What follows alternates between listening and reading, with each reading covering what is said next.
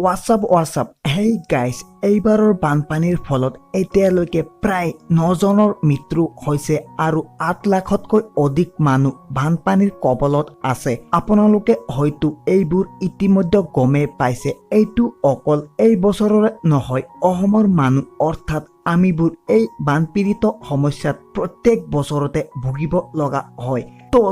Guys, আমি অসমৰ মানুহবোৰ কিয় এই বানপানীৰ সমস্যাত ভুগিব লাগে? ইয়াৰ কাৰণ কেৱল ব্ৰহ্মপুত্ৰ নদীখনৰ বাবে নেকি? নে অসমৰ ভৌগোলিক অৱস্থানৰ বাবে? নে অত্যাধিক ডিফৰেষ্টেশ্যন? নে চৰকাৰৰ কলা গোপন কিবা আছে যাৰ কাৰণে প্ৰত্যেক বছৰত অসমত বানপানী হয়? আমি সেই বিষয়ে আজি এই ভিডিঅ'টোত আপোনালোকৰ মাজত আলোচনা কৰিম। মুখ্যতঃ ভাৰতবৰ্ষৰ স্বাধীনতা পিছৰৰ পৰাই বানপানীৰ কবলত সন্মুখীন হৈ আছে। ইয়াৰে 1954, 1962, 1972, 1977, 1984, 1988, 1998, 2002, 2004 এই চনবোৰত প্ৰবল ঢৌত প্ৰত্যেক বছৰতে 3-4 বাৰকৈ বানপানীত বহুতো ক্ষতিগ্ৰস্ত হৈছেহি। ইয়াৰ উপৰিও 2012 চনত 124 জনৰ মৃত্যু, 2015 চনত 42 জনৰ মৃত্যু, 2016 চনত 28 জনৰ মৃত্যু, 2017 চনত 85 জনৰ মৃত্যু, 2018 চনত 12 জনৰ মৃত্যু হৈছেহি। লাখ লাখ মানুহৰ জীৱনত এন্ধাৰ নামি আহে, বহুতো জীৱ জন্তুৰ মৃত্যুৰ কবলত পৰে।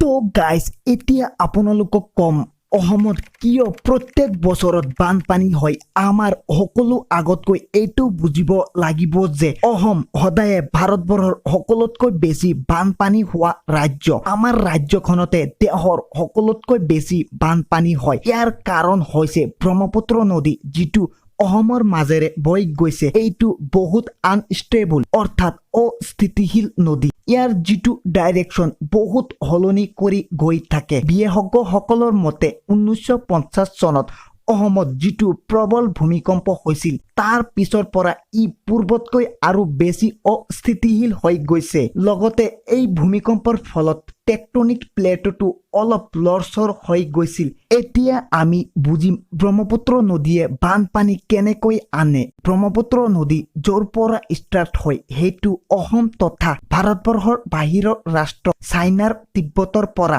তাত আমাৰ ইয়াত ব্ৰহ্মপুত্ৰ বুলি জনাজাত নদীখনক ইয়াৰলাং জাংবু জিয়াং আৰ ইয়ালু টিচাংপু চিয়াং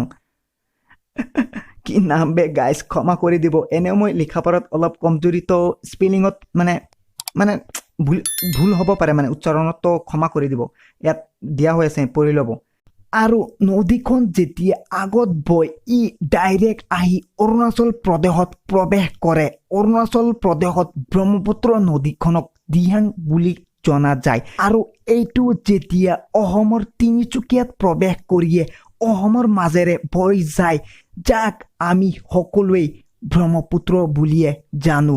আৰু ই যেতিয়া বাংলাদেশৰ মাজেৰে যায়, তাত ইয়াক যমুনা নদী বুলি পৰিচিত। তো এতিয়া কথা পাতো অসমত কিয় সঘনাই বানপানী হয়। ব্ৰহ্মপুত্ৰ নদী য'ৰ পৰা ষ্টাৰ্ট হয় অৰ্থাৎ তিব্বতৰ পৰা, তাত ইয়াৰ উচ্চতা 5000 মিটাৰ আৰু অসমৰ উচ্চতা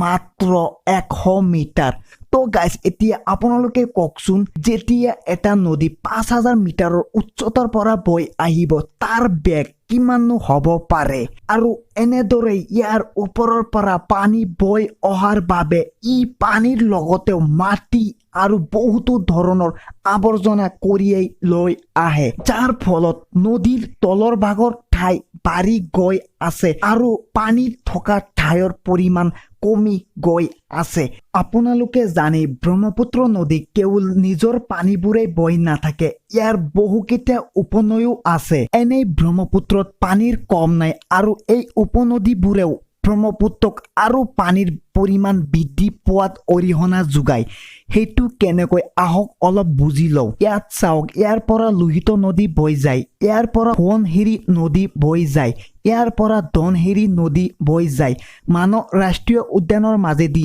মানস নদী বৈ গৈছে ইত্যাদি আপোনালোকে জানে অসমত বহু কেতিয়া ব্ৰহ্মপুত্ৰ নদীৰ প্ৰধানকৈ উপনদী আছে আৰু সেই সকলোবোৰ এনেদৰে বৈ গৈ ব্ৰহ্মপুত্ৰ নদীত পৰে আৰু এইবোৰৰ পৰা পানীৰ সৈতে ইমানেই আৱৰ্জনা আৰু মাটি কঢ়িয়াই লৈ যায় যাৰ বাবে ব্ৰহ্মপুত্ৰ নদীত তলৰ ভাগৰ ঠাই আৰু কমিব ধৰিছে আৰু ইয়াৰ ফলত পানী ওপৰলৈ আহি বানপানীৰ ৰূপ লয় আৰু পানীৰ এই আৱৰ্জনাবোৰ নদীৰ কোনো ঠাইত এনেদৰে সৰু সৰু দ্বীপৰ সৃষ্টি কৰে আৰু ইয়াৰ সকলোতকৈ ডাঙৰ উদাহৰণ হৈছে মাজুলী ইয়াত পৃথিৱীৰ সকলোতকৈ ডাঙৰ নদী দ্বীপৰ সৃষ্টি হৈছে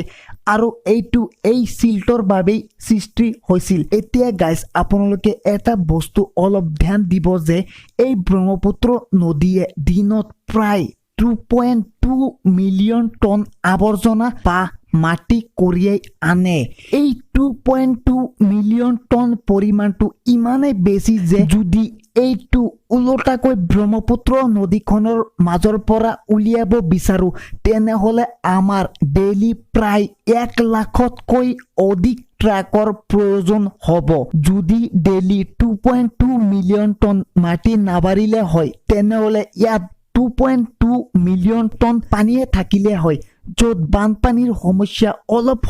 দূৰ কৰিব পাৰিলে হয় তো ইয়াৰ পৰাই আপোনালোকে অনুমান কৰিব পাৰে কিমান পৰিমাণে নদীখন মাটিৰে ভৰপূৰ গৈ আছে যাৰ বাবে পানী থকা ঠাইৰ পৰিমাণ কম হৈ গৈছে আৰু এইবোৰৰ বাবে টিভি বা নিউজত মাজে মাজে ব্ৰহ্মপুত্ৰ নদীখনৰ খনন কাৰ্যৰ কথা শুনা পোৱা যায় তো সেইবোৰ কিমান পাৰ্চেণ্ট সফলতাৰে সম্পূৰ্ণ হয় সেইবোৰ আমি সকলোৱে জানো তো গাইজ এতিয়া আমি আপোনালোকৰ সৈতে আলোচনা কৰিম যে বানপানী কেনেদৰে ৰখাব পাৰি কিবা যদি সমস্যা আছে তাৰতো 1000% সমাধানো আছে কিন্তু সেইটো আমি কিমান পাৰ্চেণ্ট সফলতাৰে কৰিব পাৰো সেইটোহে মেইন কথা বানপানী হোৱাৰ অন্যতম এটা কাৰণ হৈছে ডিফৰেষ্টেশ্যন বা বননীকৰণ এতিয়াতো বহুতে ভাবি আছে আৰে হাসিপাইৰ মাথা বেয়া হ'ল নেকি বননীকৰণ ধ্বংসৰ ফলত বানপানীৰ কিনো লিংক আছে আমি এটোহে জানো ডিফৰেষ্টেশ্যনৰ বাবে কেৱল গোলকীয় উত্তাপৰহে বৃদ্ধি পায় আপোনালোকে যদি কোনোবা এনেধৰণৰ ভাবিছে তেনেহলে ভুল ভাবিছে কিন্তু কেনেকৈ হেতু আমি এতিয়া একেলগে বুজিম ডিফৰেষ্টেশ্যন নকৰিলে নদীৰ কাষত থকা গছবোৰৰ তলত মাটিৰ এইখিনিত বহু পৰিমাণে পানী আবদ্ধ কৰি ৰাখিব পাৰে যাৰ বাবে বানপানীৰো পৰিমাণ কমি যায় ইয়াক ইংলিছত ফ্লুড প্লেইনছ বুলি কোৱা হয় ইয়াৰ লগতে ডিফৰেষ্টেশ্যন যদি আমি নকৰো তেনেহলে নদীৰ কাষত থকা গছ-গছনিৰ বাবে মাটিবোৰ খহি নাযাব যাৰ বাবে ডিফৰেষ্টেশ্যন হয় কাৰণ যদি ডিফৰেষ্টেশ্যন হয় তেনেহলে বানপানীৰ ফলত মাটিবোৰ নদীত গৈ পৰিব আৰু যাৰ ফলত নদীবোৰৰ তলৰ ভাগৰ উচ্চতা বৃদ্ধি পাই থাকিব আৰু নদী ডুব গৈ থাকিব বানপানী ৰখাবৰ বাবে আৰু এটা পদক্ষেপ ল'ব পাৰো হেতু হৈছে সেডিমেন্টেশন যিটোৰ বিষয়ে হাসিফায়ে অলপ আগতে আলোচনা কৰিছে ছবিত দেখুৱাৰ দৰে নদীত যেতিয়া বহুত পৰিমাণে মাটি কঢ়িয়াই লৈ আহে যাৰ ফলত নদীৰ তলৰ ভাগ ভৰপূৰ হ'ব ধৰে ইয়াত আপোনালোকে দেখিব পাৰিছে এইটো হৈছে মথাউৰি আৰু ইয়াত আমি মানুহবোৰ বসবাস কৰো আৰু আনফালে ব্ৰহ্মপুত্ৰৰ তল ফুল হৈ আছে তো এইবোৰৰ বাবে কেতিয়াবা মথাউৰিৰ ওপৰেদি পানী বৈ যাবলৈ ধৰে নাইবা কেতিয়াবা পানীৰ হেঁচাত মথাউৰি ছিঙি যায় ফলত তৎক্ষণাত ওচৰ চুবুৰীয়াত থকা মানুহৰ লগতে বহুতো জীৱ-জন্তুৰ মৃত্যু হয় আৰু বানপানীৰো সৃষ্টি হয় তো সেইবাবে চৰকাৰে ইয়াক সঘনাই মেইনটেনেন্স কৰা উচিত এইবোৰক মেইনটেনেন্স কৰাৰ বাবে এটা ডাঙৰ জাহাজো আছে ইয়াক ডজাৰ বোলা হয় ই নিজে তলৰ আৱৰ্জনাবোৰক নিজৰ বডিত ল'ব পাৰে আৰু বেলেগ বেলেগ জাহাজৰ যোগেদি এইবোৰ কঢ়িয়াই অন্য ঠাইলৈ লৈ যাব পাৰে তো এই ব্যৱস্থাটো আমাৰ ব্ৰহ্মপুত্ৰ নদীত সঘনাই কৰি থাকিব লাগে মথাউৰি বানপানী হোৱাৰ মথাউৰি ছিঙাৰো অন্য এটা ডাঙৰ কাৰণ তো ব্ৰহ্মপুত্ৰৰ দুয়োকাষে যিমানলৈকে বিস্তৃত হৈ আছে তাৰ কাষত মথাউৰিৰো গুৰুত্ব সমান পৰিমাণে দিব লাগে সকলোতে সমান পৰিমাণে মেইনটেনেন্স কৰি ৰাখিব লাগে কাৰণ পানীৰ প্ৰবল হেঁচাত যদি কোনোফালে মথাউৰি অলপ হ'লেও ভাঙি পানী উলিয়াই যায় তো এইবোৰ সকলোবোৰ বেকাৰ হৈ যায় কাৰণ পানীটো উলিয়াই গৈ বানপানীৰ ইতিমধ্যে সৃষ্টি কৰিলে তো এই সকলোবোৰ মথাউৰিৰ কামটো কি আছিল তো এই সকলোবোৰ অতি ধুনীয়াকৈ অতি মজবুতভাৱে মেইনটেনেন্স কৰি ৰাখিব লাগে যাতে যিমানেই পানীৰ হেঁচা নহওক কিয় মথাউৰিটো ছিঙি গৈ বানপানীৰ সৃষ্টি কৰিব নোৱাৰে কাৰণ এই পানীখিনি ব্ৰহ্মপুত্ৰ নদীতে থাকিলে লাহে লাহে বৈ গৈ ক'ৰবাত নহয় ক'ৰবাত লাহে লাহে গৈ আৰু অলপ দিন পাৰ হৈ গ'লে এইটোৰ পৰিমাণ লাহে লাহে কমি যাব মথাউৰি নিচিঙাৰ ফলত মানুহবোৰৰ প্ৰাণৰ লগতে বহুতো জীৱ জন্তুৰ প্ৰাণো বাচি যাব আৰু বানপানীৰ কবলত পৰি কোনো ধৰণৰ অসুবিধাৰ সৃষ্টি বা কোনো ধৰণৰ লোকচানৰ সৃষ্টিৰ পৰিৱেশ নহ'ব এনেদৰে আৰু বহুকেইটা কাৰণ আছে যদিও আমি আজি প্ৰধান কাৰণকেইটাৰ বিষয়ে কথা পাতিছোঁ তো গাইজ এনেদৰে আৰু বহুত কেইটা কাৰণ আছে মই সেই প্ৰত্যেককেইটা কাৰণ আপোনালোকৰ মাজত ব্যক্ত কৰা নাই আৰু আপোনালোকৰ বহুতে ভাবিব পাৰে কি হ'ল ভাই মানে অকল ব্ৰহ্মপুত্ৰ নদীৰ কথাই কৈছো যে তাৰ পৰা কি বানপানী হয় নেকি বৰাক উপত্যকা তাত কি বানপানী নহয় তো মই তেওঁলোকক কৈ দিওঁ ডাইৰেক্টলি চিষ্টেমটো মানে প্ৰায় এনেকুৱাই মানে তো আপোনালোকে বুজি ল'ব আৰু কিন্তু ইয়াৰ ভিতৰত মই যিটো সবতকে বেছি গুৰুত্ব কাৰণ বুলি ভাবো সেইটো হৈছে মথাউৰি আপোনালোকে জানে যিটো বানপানী হয় তাৰে 50%তকৈ বেছি মানে অকল মথাউৰি ভংগাৰ বাবে বানপানী হয় তো মানে তাত মথাউৰি যিটো মানে নেকি এইটো ভালদৰে কামবোৰ কৰিব লাগে কিন্তু আপোনালোকে দেখিব পাৰে আমাৰ অসমত যিটো ব্ৰহ্মপুত্ৰ নদীৰ সাইডত মথাউৰি কিটা বান্ধে সেইটো কেৱল মাটিৰে বনোৱা হয় আপোনালোকে জানে এই মাটিৰে যদি মথাউৰি বান্ধে তো এইটো ভংগাৰ চান্সও বহুত বেছি বাঢ়ি গৈ থাকে তো এই কামবোৰ মানে অলপ মজবুতভাৱে কৰিব লাগে অলপ ষ্ট্ৰং ভাৱে কৰিব লাগে যাতে মথাউৰি ভংগাৰ চান্স বহুত কমি যায় কিন্তু আমাৰ ইয়াত যিসকলে নেকি মথাউৰিৰ কাম কৰে তেওঁলোকে ডাইৰেক্টলি মানে ভালভাৱে নকৰে যদি ভালদৰে কৰিলে হয় তেনেহলে মথাউৰি ভংগাৰ চান্স বহুত কমি গ'লেহেঁতেন আৰু বানপানীৰ সমস্যা বহুত দূৰ হ'লেহেঁতেন কিয় বা নকৰে এতিয়া তেওঁলোকে জানে কিন্তু তাতে এটা কিবা নহয় সিহঁতৰো লাভ আছে যে মথাউৰি কিয়নো ভালদৰে নাবান্ধে আপোনালোকে নিজে কওকচোন এই মথাউৰিটো মাটি দি থাকিব নেকি ব্ৰহ্মপুত্ৰৰ ইমান বেগেদি পানী হয় এইটো মাটি অকল মাটিত থাকিব পাৰে এইটো সম্ভৱ আছে নেকি তাত শিল পাথৰ তেনেকুৱা মজবুত ষ্ট্ৰং বস্তু বা পদাৰ্থ দি মানে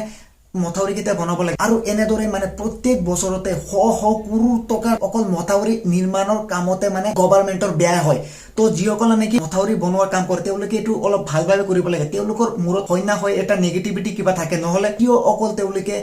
বালি দিয়ে বা মাটি দিয়ে বনায় তাত শিল পাথৰ কি দিব নোৱাৰে নেকি তেওঁলোকে জানে মানে যদি মথাউৰিটো ডাইৰেক্টলি ষ্ট্ৰং ভাৱে বনাই দিয়ে তাৰ নেক্সট বছৰৰ পৰা আকৌ মথাউৰি নাভাঙিব আৰু তেওঁলোকৰ টকা ইনকাম কৰিব নোৱাৰিব মানে কথা মানে বুজাবলৈ গ'লে কথাটো তেনেকুৱাই মানে প্ৰত্যেক বছৰতে বানপানী আহিব মথাউৰি ভাঙিব শ শ কোটি টকা চৰকাৰে ব্যয় কৰিব তাৰপিছত যিসকল মানে মথাউৰি বনোৱাৰ কাম কৰে তেওঁলোকে মানে আকৌ সেম ভাৱে সেই কামটো পাই থাকিব আৰু এবাৰতো যদি ষ্ট্ৰং ভাৱে বনাই দিয়ে কামটো শেষ হৈ যাব তো তেতিয়া তেওঁলোকে মানে কেনেকৈ কমাব মানে তেনেকুৱা আৰু কথাবোৰ মানে এই বানপানীৰ সমস্যাটো বহুত ডাঙৰ সমস্যা এইটো গোটেই ভাৰতবৰ্ষৰ সমস্যা নহয় এইটো অকল আমাৰ অসমৰে সমস্যা অলপ বুজিব পাৰি কনষ্ট্ৰাকশ্যনৰ কামবোৰ তেওঁলোকে এনেধৰণে কৰক যাতে এইটো প্ৰত্যেক বছৰত ৰোটেশ্যন চিষ্টেমত তেওঁলোকে মানে মথাউৰিটো বান্ধিব নালাগে এনেদৰে তেওঁলোকে ষ্ট্ৰং ভাৱে কৰক যাতে সেইটো অহা 100 বছৰ ভিতৰত যাতে একো নহয় যাতে মথাউৰি নাভাঙে নিচিঙে ধুনীয়াকে থাকে ষ্ট্ৰং হৈ থাকে বানপানী যাতে নহয় মানুহৰ কোনো ধৰণৰ ক্ষতি নহয় তো প্লিজ মানে যিসকলে মানে তেনেকুৱা কনষ্ট্ৰাকশ্যনৰ লগত জড়িত কামবোৰ কৰে অলপ মজবুতভাৱে কৰক আৰু খনন কাৰ্য চলালে খনন কাৰ্যবোৰ অতি শীঘ্ৰভাৱে কৰক ভালভাৱে কৰক পুটি চিঙি চাই ধুনীয়াকে কৰক এইটো পুৰা দ কৰিব লাগে আৰু নিম্ৰভাৱে যিমান পাৰে মানে খনন কাৰ্যটো সদায় মানে কৰি ৰাখিব লাগে যাতে ব্ৰহ্মপুত্ৰ নদীৰ পানীখিনি যাতে ভৰি ৰাখিব পাৰে নদীখনতে যাতে তাৰ বাহিৰত ওলাই যাতে নাহে চাওক বানপানীৰ ক্ষেত্ৰত কিমান যে লোকচান হয় আৰে কোটিপতি মানুহৰ একো লোকচান নহব আমাৰ নিচিনা সাধাৰণ মানুহবোৰৰে বানপানীৰ ক্ষেত্ৰতে বহুত লোকচান হয় তো এইবোৰ কামত গভৰ্ণমেণ্টৰ চকু দিয়াটো বহুত ভাল বুলি ভাবো তো গাইজ আজিৰ এই ভিডিঅ'টো এইখিনিলৈকে আছিল আপোনালোকৰ যদি এনেকুৱা ধৰণৰ এক্সপ্লেনেশ্যন বা যিকোনো ধৰণৰ এডুকেশ্যন টাইপৰ ভিডিঅ' লাগে তেনেহ'লে কমেণ্ট কৰি জনাব যেনেকুৱা কমেণ্ট পাওঁ তেনেকুৱা ভিত্তিয়ে অলপ এডুকেশ্যন ভিডিঅ' বনাবলৈ চেষ্টা কৰিম আৰু গাইজ আপোনাৰ এই ভিডিঅ'টোৰ যোগেদি যদি অলপো হেল্পফুল হয় তেনেহ'লে আপোনালোকে এই ভিডিঅ'টোত এটা লাইক কৰক আৰু এই চেনেলটো আপোনালোকৰ ছাবস্ক্ৰাইব কৰিব নালাগে ফাৰ্ষ্ট কমেণ্টত চাওক হাসি 5 মানে মেইন চেনেলটোৰ লিংক দিয়া হৈ আছে তাত আমি ব্লগিং ভিডিঅ' আপলোড কৰোঁ সেই চেনেলটো বেছিকৈ চাব কাৰণ হেতু আগতে মানে লাগে আৰু তো হেতু আগতে খুলিছো বাই দ্য ওয়ে গাইস আপোনালোকৰ ভিডিঅ'টো চোৱাৰ বাবে বহুত বহুত ধন্যবাদ হৰবক thanks for watching stay happy stay cool bye bye নহয় আকৌ আহি আছো